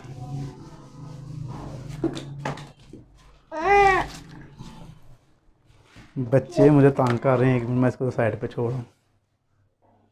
तो जी नेक्स्ट 30 वाला क्वेश्चन हमारे पास, अगर 640 रुपये 12 साल के लिए सादा मुनाफा 384 रुपये हो तो मुनाफा की शरह मालूम करनी है। सारी चीज़ें यही सवाल है, बस शरह मालूम करनी है इसकी। इनको उसने हमें 640 रुपये दे दिए हैं प्रिंसिपल यानी कि असदर दे दिया उसने 640 रुपये, और मुद्दत टाइम उसने हमें दे दिया है जी कितना, 12 साल। वाह। उसके बाद सादा मुनाफा प्रॉफिट, सिंपल प्रॉफिट लिख लें या प्रॉफिट भी लिखने चल जाएगा आपका। मुनाफा 384 रुपये। मालूम क्या करना आपने, मालूम करनी है जी आपने शरह मालूम करनी है। क्या मालूम करना है, शरह। तो शरह का फार्मूला हमारे पास क्या होगा, ये देखिए इसका फार्मूला मैं आपको बताता हूँ। आपने शरह मालूम करनी है, 100 इधर आकर मल्टीप्लाई हो जाएगा मुनाफा, यानी कि यहाँ पर आप करेंगे मुनाफा मल्टीप्लाई 100, ओके जी। और नीचे जो चीज़ें रह गई हैं वो लिख लें, प्रिंसिपल यानी कि असज़र और मल्टीप्लाई मुद्दत। इस तरह ये आप इसका फार्मूला बना लेंगे। मैं आपको इधर फार्मूला बनाना सिखा दूँ। यहाँ पे देखिए हमारे पास मुनाफा का जो फार्मूला है ना वो ये होता है, असज़र मल्टीप्लाई मुद्दत मल्टीप्लाई शरह, ठीक है ना। बाकी ये इंग्लिश में कर लीजिएगा आप। नीचे 100 है, 100 इधर आके मल्टीप्लाई हो जाएगा, ये प्रॉफिट मल्टीप्लाई 100 हो गया। इधर ये रह गया असज़र मल्टीप्लाई मुद्दत मल्टीप्लाई शरह। इसी एक फार्मूले से आप 3-4 फार्मूले बना सकते हैं, ठीक है। अब आपने मालूम करनी थी शरह यहाँ से, मुद्दत और असज़र इसके नीचे आ जाएंगे। फ़र्ज़ करिए अगर आपने मुद्दत फाइंड करनी है तो असज़र और शरह इसके नीचे आ जाएंगे। अगर आपने असज़र फाइंड करना है मुद्दत और शरह इसके नीचे आ जाएंगे। इस तरह आपका ये जो फार्मूला है ना ये बन जाता है। तो आइए जी इसमें अब वैल्यू पुट करते हैं। शरह मालूम करनी है आपने, शरह का क्या है जी, रेट। ये था रेट। मुनाफा का आपको पता है प्रॉफिट होता है, असज़र का प्रिंसिपल, मुद्दत का टाइम होता है। ये इंग्लिश का फार्मूला बन गया। अब आपने इसमें वैल्यूज़ पुट करनी है। मुनाफा कितना है जी, 384 रुपये, इसको मल्टीप्लाई 100 से करवा देंगे और नीचे आप लिखेंगे 80,000 कितना है 640 और मल्टीप्लाई आप इसको करवा देंगे मुद्दत से। मुद्दत कितनी है 12। इसको मैं नीचे लेके जा रहा हूँ इधर। अब आपने इन दोनों का मल्टीप्लाई करवाना है। ऊपर 38420 इसके साथ आ जाएंगे। नीचे आप इसको 12 से मल्टीप्लाई करवाएं। 640 मल्टीप्लाई 12 ये आ गया 7680। अब इन दोनों को डिवाइड करवा दें। 38400 डिवाइड 7680 तो 5% आ गई। 5% इसकी शरह आ गई, यानी कि इसका रेट आ गया हमारे पास। लेकिन ये वाला 30 वाला क्वेश्चन भी होगा, मुझे ये रेस करना पड़ेगा। उसके बाद फिर ये नीचे 31 वाला करते हैं।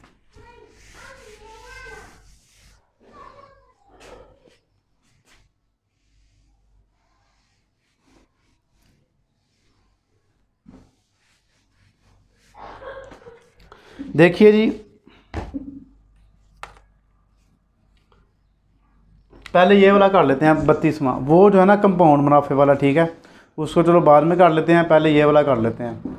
एक ये इसी तरह होगा जो ये हमने 3 की है ना, इस तरह। ये अगर 4 साल की मुद्दत के लिए 5% शरह से मार्कअप 174 रुपये हो तो एक शख्स को कितनी रकम उधार लेना होगी, कितने पैसे उधार लेने हैं, ये 80,000 मालूम करना है आपने इसमें, ठीक है जी। अगर आप लिखेंगे सबसे पहले शरह रेट मतलब कि शरह ये है जी 5%।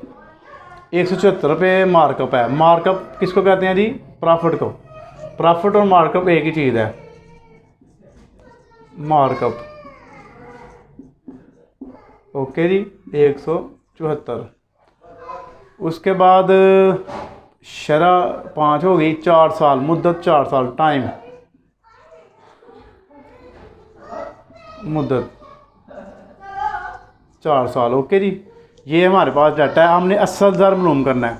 80,000 का फार्मूला हम वैसे ही बनाएंगे जैसे पीछे हमने किया। अभी 80,000 इधर ले आएंगे, मुनाफा ऊपर मल्टीप्लाई 100 और नीचे आप लिखेंगे 2 चीज़ें रह गई हैं जो वो लिख लें, रेट मुद्दत मल्टीप्लाई शरह, ठीक है जी। इधर आ गया प्रॉफिट, इधर आ गया टाइम, इधर आ गया शरह की जगह रेट आ जाएगा और 80,000 की जगह पे क्या आएगा, प्रिंसिपल। ये इंग्लिश में आपके पास आ गया फार्मूला। अब आपने क्या करना है, इसकी वैल्यू पुट कर लें। मुनाफा कितना है 174, यानी कि मार्कअप मल्टीप्लाई 100। नीचे मुद्दत कितनी है, टाइम कितना है 4, रेट यानी कि शरह कितनी है 5।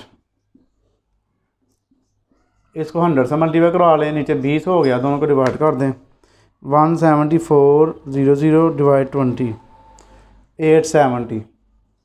870 जो ना ये इसका प्रिंसिपल होगा, यानी कि 80,000 होगा। ओके जी, अब ये वाला करते हैं। ये मार्कअप जो है ना हमारे पास कंपाउंड मार्कअप वाला क्वेश्चन है।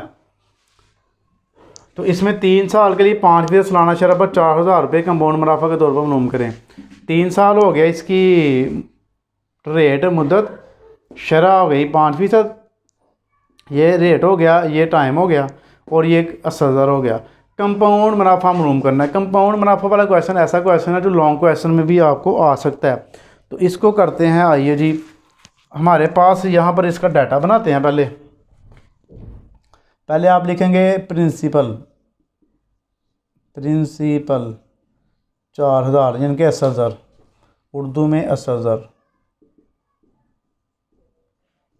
फिर यहाँ पे मुद्दत लिख लें, पहले टाइम, जिसको मर्ज़ी पहले लिख लें, कोई इशू नहीं है। मुद्दत 3 साल। उसके बाद शरह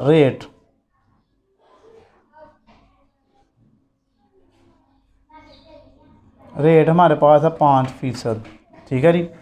अब इसका फार्मूला है हमारे पास, इसको मैं रेज करने लगूँ और इस तरह करते हैं इसको।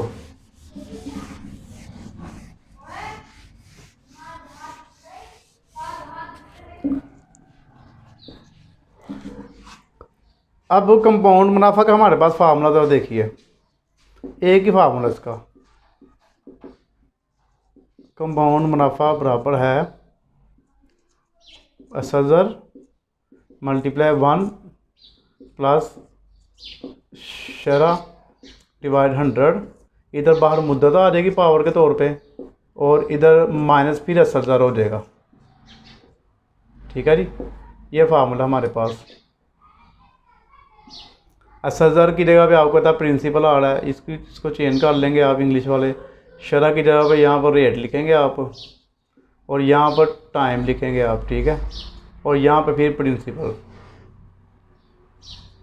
ये आप कर लेना। ठीक है, 80,000 कितना हमारे पास 4000 और 1 प्लस शरा कितनी है जी, शरा है 5 डिवाइड 100। मुद्दत कितनी है, पावर इसकी 3 आ जाएगी, माइनस फिर 4000 आ जाएगा। 80,000 4000 सेम आ गया, मल्टीप्लाई 1 प्लस, अब ये 5 को 100 पे डिवाइड कराएं, 5 डिवाइड 100 ये आ जाएगा 0.05। इसकी पावर 3 आ गई, माइनस 4000 हो गया। यहाँ पे 4000 आ गया, इधर से 1 में प्लस करें 0.5 प्लस 1 कर लें, इसमें 1.05 आ गया। इसकी पावर 3 माइनस 4000। अब इसकी पावर ले आएंगे, साथ ही मल्टीप्लाई करवा देंगे। इसकी पावर 3 ले लें, इसकी पावर 3 लेनी है, साथ ही मल्टीप्लाई करवा देना, मल्टीप्लाई 4000। तो ये आ गया 4630.5 मल्टीप्लाई माइनस 4000। अब माइनस 4000 कर दें तो 630 ले जी, 630 कंपाउंड मुनाफा आ गया।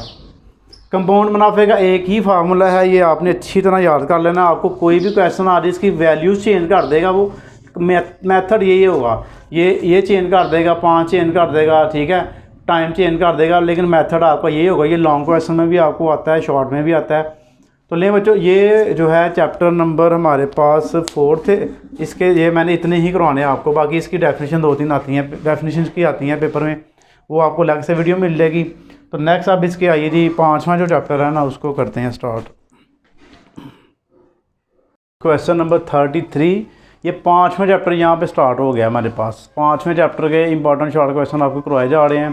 तो देखिए जी, एक टेलीविज़न पर 16% सेल टैक्स लगाया जाता है। अगर टेलीविज़न पर दर्ज कीमत 18,000 रुपये हो तो टेलीविज़न खरीदने वाले को कुल कितनी रकम अदा करनी होगी। तो आप सबसे पहले लिखेंगे टेलीविज़न की कीमत, प्राइस ऑफ टेलीविज़न। तो नीचे आप लिखेंगे उर्दू में टेलीविज़न की कीमत कितनी है जी, 18,000 रुपये। सेल्स टैक्स, सेल्स टैक्स यहाँ पर लिख लें, सेल्स टैक्स 18,000 को आप 16 से मल्टीप्लाई करवा दें और 100 पे डिवाइड करवा दें, इसके ऊपर सेल्स टैक्स आ जाएगा हमारे पास। 18,000 मल्टीप्लाई 16 डिवाइड 100, ये हमारे पास आ जाएगा 2880 रुपये। अब वो कह रहा जी ख़रीदने वाले को कुल कितनी रकम देनी पड़ेगी, ये मालूम करना आपने। तो इसके लिए आप क्या करेंगे कि इसको और इसको जमा कर लेंगे। ज़ाहिर है ये तो इसकी असल प्राइस है, ये टैक्स दोनों जमा करेंगे तो फिर ख़रीदने वाला कुल पैसे देगा ना। तो आप लिखेंगे कीमते फ़रोख्त, ठीक है, कीमत फ़रोख्त लिख लें, या कीमत ख़रीदने वाले को जितनी कीमत पे करनी करिए, ये बड़ी लाइन हो जाएगी। आप लिख लें कीमत फ़रोख्त, कीमत फ़रोख्त, जिनके उसकी जो फाइनल कीमत फ़रोख्त है वो क्या आएगी, sale price.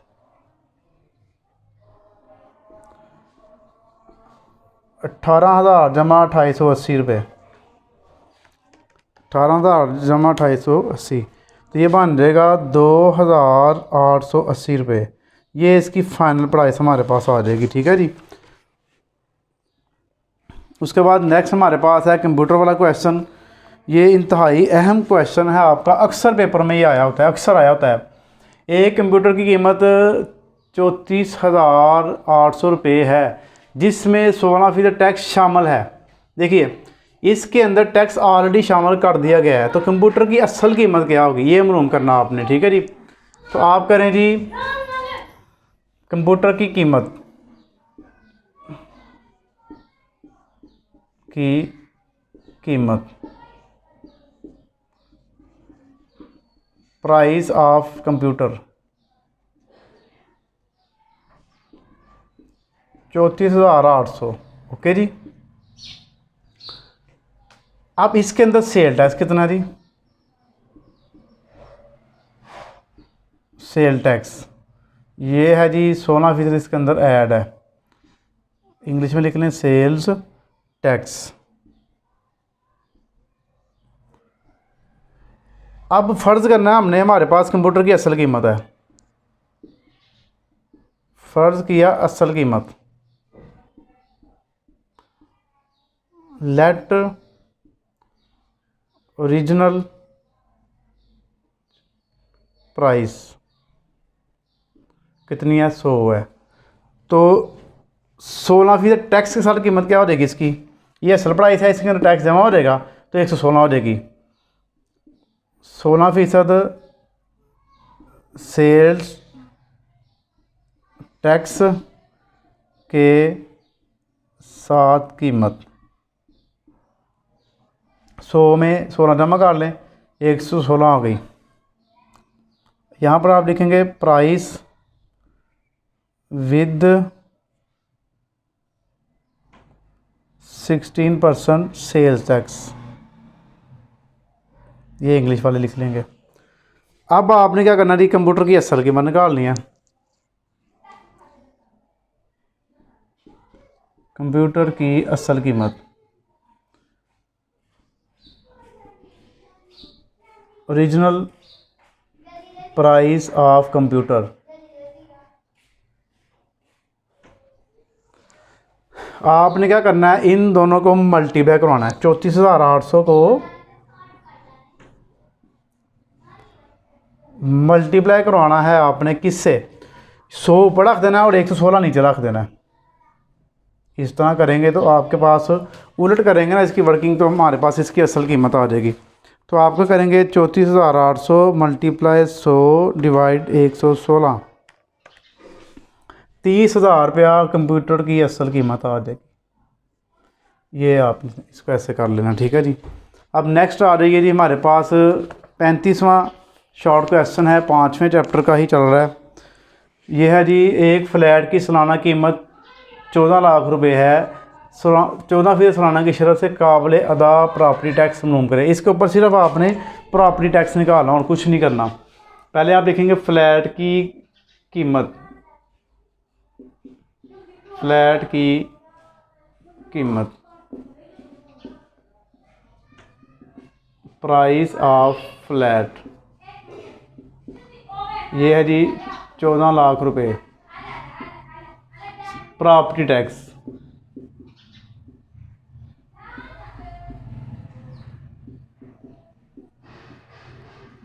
Property tax English वाले लिखेंगे, ये है जी 16/100 मल्टीप्लाई 14 लाख कर देंगे आप,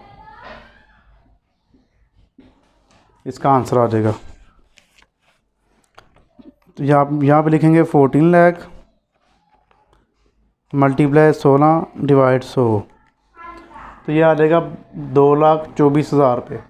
अब यहाँ पे मैं एक चीज़ आपको समझाना चाह रहा हूँ, देखिए कि अगर वो ये रकम चेंज कर दे, टैक्स चेंज कर दे, तो तरीका आपने यही करना होगा, ये ज़हन में रखिएगा, ठीक है। कंफ्यूज ना होइएगा, अगर वैल्यू अमाउंट चेंज कर देगा, स्टेटमेंट ज़्यादातर यही होती है, बस वो रकमें चेंज कर देगा, तो आपको कंफ्यूज होने की जरूरत नहीं है, आपको बस मैथड आना चाहिए। अब इसके नेक्स्ट कुछ और क्वेश्चन हैं, उनको करते हैं।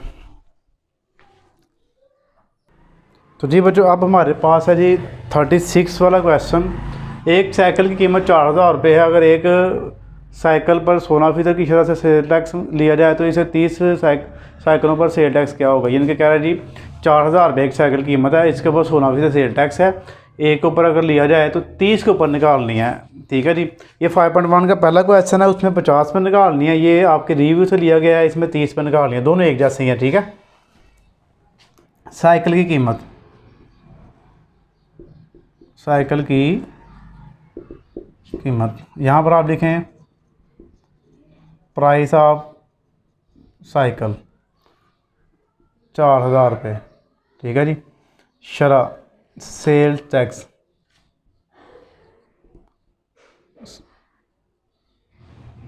सेल टैक्स यहाँ पर इंग्लिश में लिख लें सेल्स टैक्स 16%।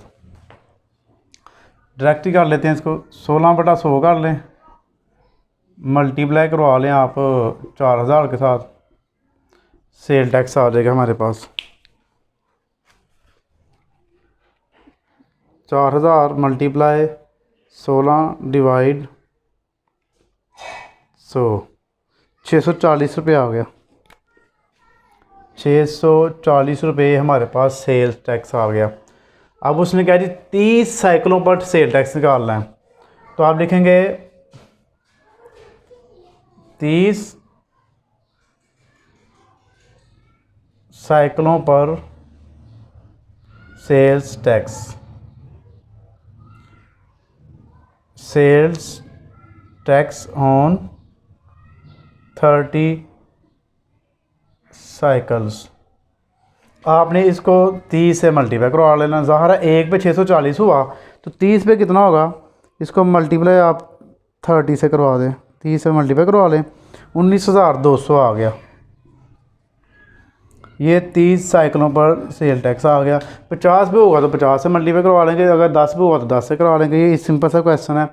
अगर ये एक कंडीशनर की कीमत, ये 5.2 का दूसरा क्वेश्चन है, 40,000 रुपये हो तो इस पर 16% की शरह से सेल टैक्स मालूम कीजिए। मज़ीद एक कंडीशन की कीमत बमा सेल टैक्स क्या होगी, इस इनके भी कह रहा है जी प्राइस ऑफ एक condition is 40,000 if the sale tax is 6 the rate of sale tax is 60%, then find the price with sale tax. Sale tax शामिल करके कितनी होगी इसकी, ठीक है जी। पहले आप लिखेंगे price of air conditioner, air conditioner की कीमत, यहाँ आप लिखेंगे price of air conditioner AC 4000। उसके बाद सेल टैक्स निकालें इसके ऊपर, सेल्स टैक्स 16% आ गया। 16/100 से मल्टीप्लाई करवा लें तो हमारे पास इसका आ जाएगा जी 40,000 है। एक ज़ीरो और लगा दें, इसको 40,000 को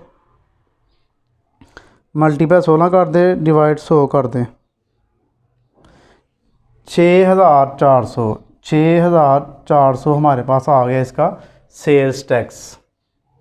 अब क्या करना है, उसने कहा जी सेल टैक्स शामिल करके कितने का बनेगा ये AC। तो यहाँ पर हम लिखेंगे कीमत बमा सेल टैक्स, ये कीमत बमा सेल टैक्स ऊपर ही है स्टेटमेंट में। आप यहाँ पर लिखेंगे price with sale tax, with का मतलब होगा कि साथ, विद सेल्स टैक्स। आप इन दोनों को प्लस कर लें, 40 जमा 6,400, 40,000 जमा 6,400,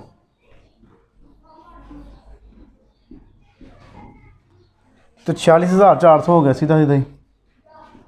ले लीजिए, इसका आंसर आ गया। ओके जी। अब इसका आखिरी हमारे पास क्वेश्चन है 38 वाला। उसमें हमारे पास क्या है, हालत हफ्ता में 6 दिन काम करता है, अगर इसे 200 रुपये योमिया अदा किया जाए तो इसकी मजमूई माहाना उजरत क्या होगी।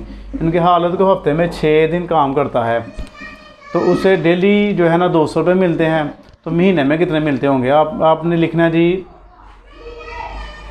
हफ्ते में जितने दिन काम किया, हफ्ते में दिनों की तादाद, ऐसे कर लें, हफ्ता में दिनों की तादाद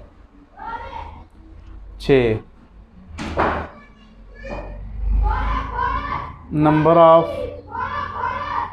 डेज इन आ वीक, ठीक है जी। उसके बाद महीना में हफ्तों की तादाद निकाल लें, महीना में हफ्ते, 4 हफ्ते होते हैं एक महीना में। यहाँ पर आप लिखेंगे number of weeks in month, एक महीने में हफ्ते, ठीक है, 4 होते हैं। उसके बाद महीने में दिनों की तादाद, महीना में दिन कितने हो गए, डेज इन अ मंथ। एक महीने में उसने कितने दिन काम किया जी, 6 × 4 कर दें, 24 दिन। 24 दिन उसने पूरे महीने में काम किया। अब उसको रोज़ाना कितने मिलते हैं जी, 200 रुपये। योमिया उजरत, योमिया उजरत आ गई 200 रुपये, ठीक है।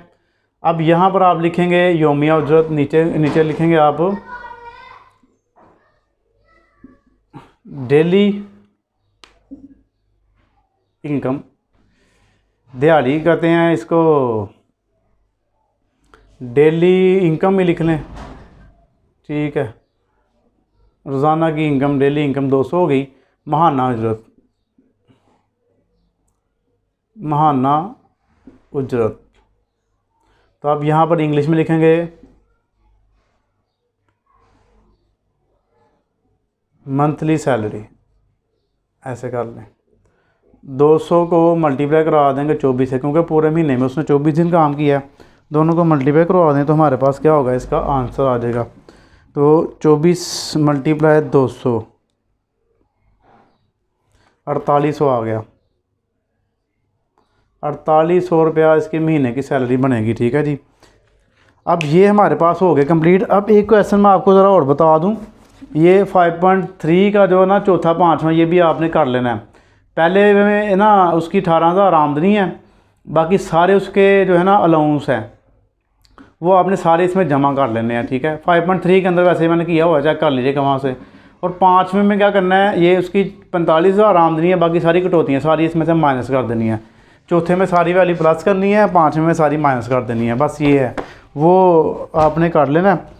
तो ये 5वां जो चैप्टर है इसके भी शॉर्ट कंप्लीट हो गए। नेक्स्ट जो है ना इंशाल्लाह अब हम इसके करते हैं 6वें चैप्टर के।